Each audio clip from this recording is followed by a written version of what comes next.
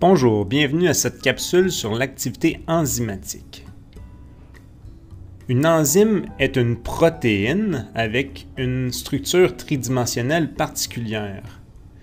Il faut savoir qu'une protéine est une séquence d'acides aminés, représentée ici au niveau de la structure primaire de différentes couleurs selon l'acide aminé parmi les 20 acides aminés disponibles. Donc, il s'agit d'une séquence précise d'acides aminés attachés les uns à la suite des autres qui se replient pour former une structure secondaire particulière. Et cette structure secondaire-là peut prendre une forme tridimensionnelle que l'on appelle la structure tertiaire. Cette structure tertiaire donne la caractéristique aux enzymes. Chaque enzyme possède en effet une forme spécifique qui lui permet d'agir avec un substrat qui a la forme complémentaire. Pour simplifier la représentation de la structure tridimensionnelle dans la présente animation, on va représenter les enzymes sous une représentation simplifiée comme ici avec la maltase. La maltase est donc spécifique au maltose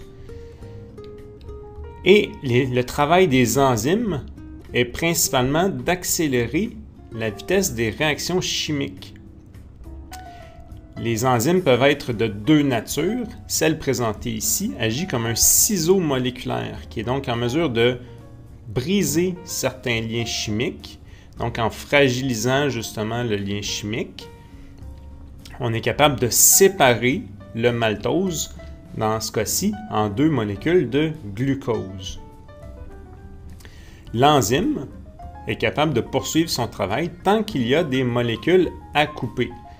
Il y aura donc ce processus qui va se répéter jusqu'à temps que le substrat soit complètement disparu.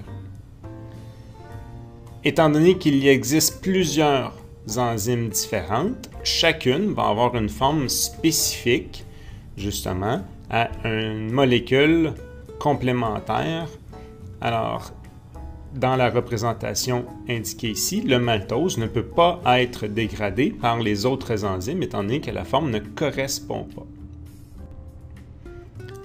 Si on présente ici une enzyme différente qui a une forme spécifique pour les acides aminés, encore une fois, l'enzyme va accélérer la réaction chimique, mais dans cette représentation-ci, il s'agit d'une entremetteuse moléculaire qui favorise le rapprochement de deux molécules.